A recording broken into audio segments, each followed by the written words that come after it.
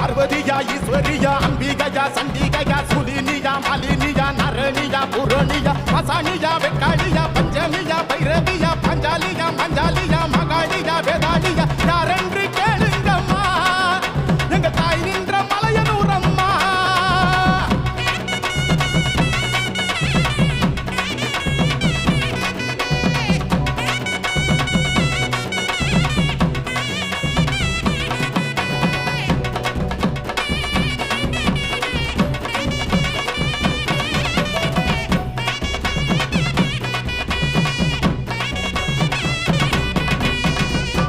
பொன்னாகமா சென்னாகமா